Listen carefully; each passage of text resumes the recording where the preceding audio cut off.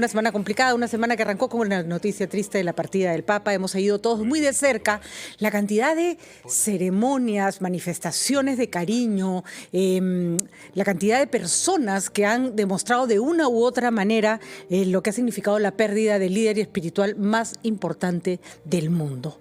Ayer terminaron todos los ritos y el Papa ya descansa en paz, pero la vida continúa y la Iglesia Católica tiene que elegir un nuevo Papa y además tiene que valorar el trabajo que hizo el Papa Francisco. Así que aquí, desde Siempre en Casa, vamos a conversar al respecto y vamos a tratar de entender este tiempo como de transición en el que estamos viviendo todos los católicos, porque no tenemos todavía nuevo Papa, y vamos a saber también qué cosas tenemos que recuperar del legado de Francisco. Para eso nos acompaña el padre Francisco Medrano. Él es sacerdote diocesano y es vocero del Arzobispado de Lima. Padre, ¿cómo está? Gracias por acompañarnos. Muy buenos días. Muy buenos días, señorita Patricia. Agradezco a usted y a RPP la gentileza de haber permitido que el arzobispado, a través de este vocero que soy yo, el padre Ricardo Medrano, ¿no?, pueda acceder en estos momentos, ¿no?, a este ameno programa, ¿no?, para hablar un poco del Papa Francisco, ¿no? Padre, cuéntenos un poco. Bueno, es una pérdida enorme, pero tenemos que agradecer haber tenido un Papa tan humano, un Papa tan cercano a nosotros, además, un Papa latinoamericano, un Papa que hablaba perfectamente el español, que vino al Perú.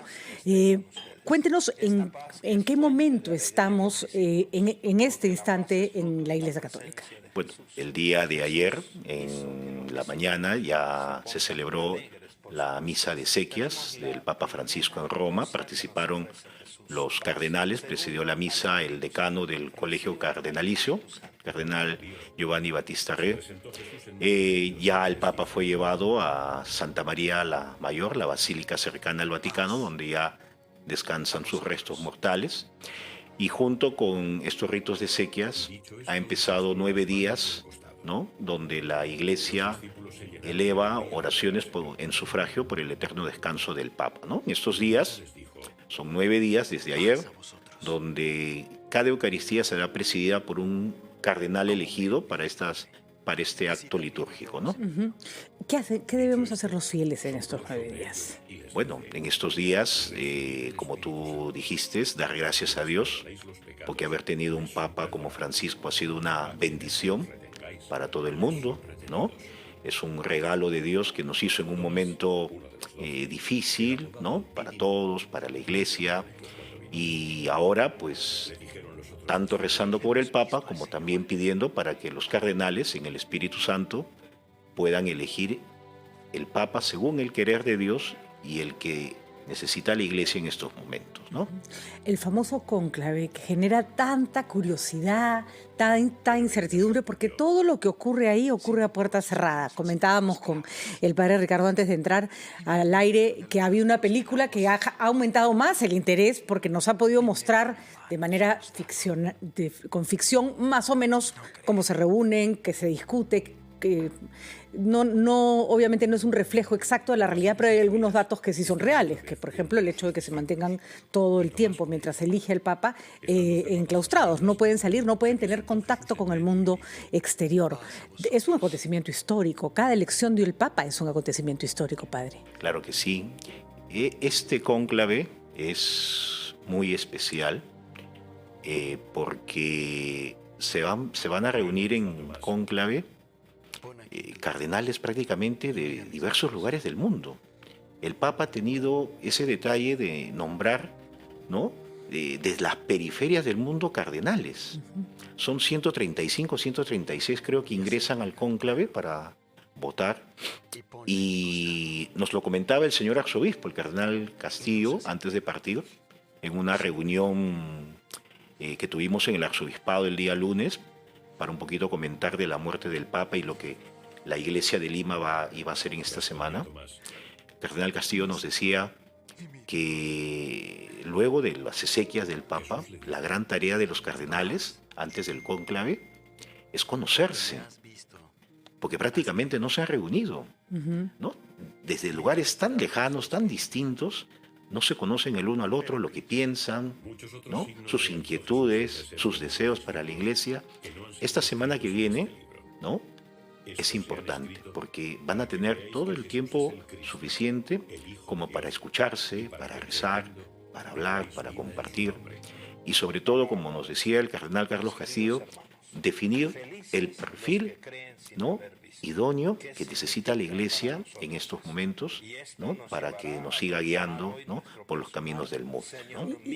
Padre Ricardo, y ahí tenemos un tema importante. Ha habido muchísimos papas y no todos tienen las mismas características, ¿no? Pensaba, por ejemplo, en Ratzinger, que fue un hombre mucho más hacia adentro, mucho más intelectual, versus Francisco, que fue un papa muy cercano a la gente, que además habló de cosas muy importantes. La valla es bastante alta, ¿no? Bueno, humanamente las comparaciones son un poquito incómodas, pero yo creo que el Espíritu Santo le regala a la Iglesia en cada papa un carisma especial, ¿no?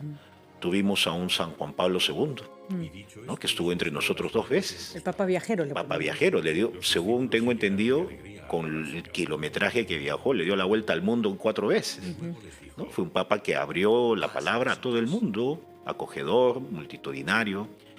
El Papa Benedicto, un intelectual, uno de los más importantes teólogos del siglo XX, y reforzó las bases de la fe, nos enseñó a defender nuestra fe, ¿no? Y ahora con Francisco, pues nos deja y nos regaló una iglesia abierta, una iglesia acogedora, una iglesia que debe permanecer en apertura, en diálogo, ¿no? Tolerante, en momentos donde la tolerancia no parece una característica muy, muy valorada. Un papa dispuesto a escuchar a los que pensaban diferente y a acoger a los que de pronto no entraban en los moldes de siempre. Sin embargo, decimos, la iglesia continúa. Nos estaba contando el padre Ricardo cuáles van a ser o cómo son las características de este cónclave que se realiza siempre a puerta cerrada, donde hay muchos cardenales nuevos que no se conocen y que tienen estas semanas para conocerse y para la difícil labor de nombrar al próximo papa. Padre, cuéntenos un poco, ¿cuál es el mayor legado a su criterio del Papa Francisco?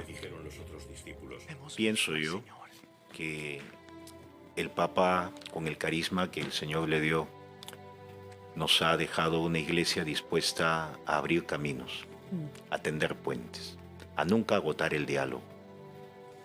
Una iglesia que sepa acoger a todos, ¿no?, sin importar su ideología, su modo de ser, ¿no? Ver a todos como Dios los ve, con esos ojos de misericordia, de amor, ¿no? La apertura. Y otro punto que personalmente también a mí me ha marcado, la misericordia, ¿no? Qué bonita es esa palabra. Es el Papa que nos ha hablado de la misericordia, que nos ha hablado del perdón. Es más, él en el año 2015 o 2016 promovió un jubileo de la misericordia, ¿no? Entonces, enseñarnos a perdonar, a ser compasivos. La misericordia es mucho más que el perdón, ¿no? Es un sentimiento mucho más completo porque implica además no solo perdonar, sino un vínculo de afecto con el otro, ¿no? Claro, y también dejarse amar por Dios, ¿no? Dejarse amar por Dios. Y personalmente, las palabras del Papa, ¿no?, tanto para los sacerdotes como para los fieles, ¿no? Por ejemplo, a los sacerdotes muchos nos ha remarcado, perdonen, ¿no? La misericordia, perdonen. La iglesia no es una aduana donde el sacerdote pues es un administrador y dice quién pasa y quién no, quién es bueno y quién es malo. No, el Papa en todo momento, perdonen todo, ¿no? Y a los fieles, como el Papa les hablaba, ¿no? Acérquense al sacramento de la confesión, busquen el perdón, déjense abrazar por Dios. Y es más, el Papa en algunas frases dice que todos nuestros pecados no son más que la misericordia y el amor de Dios. Busquen el perdón. Importante porque vivimos en un mundo donde nadie está dispuesto a perdonar nada. Creo que hay una necesidad, sí, de líderes. Si no, no estarían, no vamos a entrar en política, pero si no, no estarían tan en boga los populismos, ¿no es cierto? Cuando están en boga los populismos es que la gente está en busca de palabras de alguien que los guíe. Y claro, no siempre escuchamos a las personas apropiadas. En ese sentido, creo que Francisco ha trazado trazado una línea que probablemente el próximo Papa siga de todas maneras, ¿no? Bueno, hay que pedirle al Señor que el Papa que venga también tenga esa apertura, ¿no? Esa apertura porque ya se han abierto caminos, ya se han abierto caminos. Hay gente que se ha acercado a la iglesia, quizás cueste todavía que cambien sus modos de vivir, sus modos de pensar, pero se han acercado. Ayer llamaba la atención, por ejemplo, en el recorrido hacia Santa María la Mayor, del féretro del Papa, cómo había delegaciones en el camino, por ejemplo, de los presos. El Papa visitaba a los presos, Sí, claro. les lavaba los pies, les hablaba. Ahora último no les ha podido lavar los pies, ¿no? Porque por su situación de salud en la que estaba, pero compartió con ellos. Me gustó mucho una historia que vi que estuvo circulando en medios de comunicación de una monjita muy humilde que estuvo parada muchas horas cerca del féretro, que nadie se atrevía a mover, y resultó ser una amiga del Papa personal, Sí. y le llevaba homosexuales, gente de la calle que necesitaba guía espiritual, y el padre los recibía a todos, ¿no? Por ejemplo, esa es otra cosa que has mencionado. El Papa habla de etiquetar. Qué odiosas son las etiquetas. A veces nosotros en la sociedad tendemos a etiquetar a las personas, ¿no? Este es homosexual, este es un pecador, este es un ladrón. ¿No? ¿Quiénes somos nosotros para etiquetar? Así es. El Papa nos decía, hay que perdonar. O sea, no condescender con el pecado, porque el pecado en sí es malo, pero la persona es importante para Dios y hay que acercarla al Señor. Por eso nos decía, no hay que ser aduanas. Hay que Qué buena acercarla. frase esa, qué buena frase. Se nos viene un año electoral que, como todos los años electorales, padres, suelen ser de mucha crispación, que la gente se insulta mucho. Yo me atrevo a hacer un llamado, sobre todo porque hay muchos grupos políticos que se presentan y que tienen como bandera a la religión, se identifican muy fuerte con la religión católica, pues que sean buenos cristianos, porque pueden llevar perfectamente adelante sus candidaturas con esa fachada sin necesidad de estar, pero que recuerden que el insulto no es cristiano, ¿no? Claro, ¿sí? ¿Cuánto podríamos aprender del Papa, no? O sea, podemos pensar distinto, tener ideologías distintas, pero nunca agotar el diálogo, la concertación. Y no descalificar para discrepar, ¿no? Y no descalificar, buscar el bien común. Así es. Hablaba con el padre Juan Dejo, sacerdote jesuita, hace una semana que hicimos un programa justamente sobre lo que significaba la muerte, la resurrección de Jesucristo a raíz de la Semana Santa. Y hablamos de algo que él me instruyó en algo que me pareció tan importante, que tal vez sí, en estos momentos debemos recobrar. El Papa Francisco murió en paz. Se despidió, estaba muy mal de salud y decide salir a dar un saludo y luego fallece. Y su médico dijo, él estaba muy tranquilo porque sabía dónde iba. Y tal vez los católicos las personas estamos perdiendo esa idea de que la muerte no tiene por qué ser una desgracia, ¿no? No tenemos por qué temerle tanto. Así es, sí. Uno tiene que prepararse para la muerte. Yo creo que el Papa, ya desde hace algunos años, su testamento data de hace 2 años, un poco más, los cambios que hizo.